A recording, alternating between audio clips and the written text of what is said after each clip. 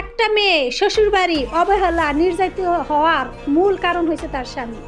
তার স্বামী যখন তাকে সম্মান করে না, তখন ফ্যামিলির সকল লোক ওই নারীকে মানে ওই বউকে সবচেয়ে বেশি নির্যাতন করে, তাদেরকে অবহেলা করে, মানে পদে পদে তাকে লাঞ্ছিত করে। কারণ ওই স্বামীটা দুর্বল ওইখানে।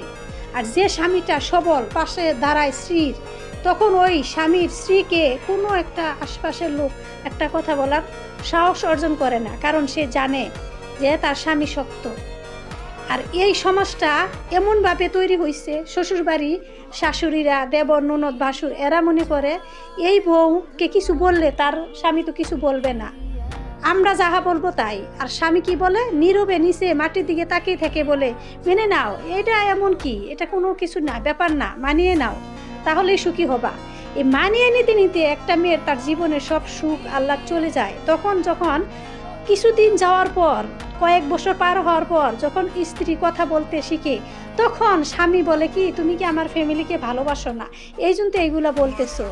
কিন্তু যখন তার বউকে প্রতিনিয়ত অপমানিত লাঞ্ছিত করা হচ্ছে, তখন কিন্তু এই স্বামীটা একটা কথাও বলেনি। তার মানে কি, তার মূল কারণই হয়েছে এই স্বামী। এই স্বামী যেখানে একটা সংসারে একটা স্ত্রীর পাশে ভালোবেসে পাশে দাঁড়ায়, ওই স্ত্রী কখনো অসুখী হয় না। সুখে সংসারে তার সন্তানদেরকে ভালোবেসে সংসারটা শান্তিতে ভরে ওঠে। কিন্তু ওই স্বামীর কারণে একমাত্র তার শ্বশুরবাড়ি নির্যাতিত, অবহেলিত, কোনো সম্মান পায় না একটা মেয়ে।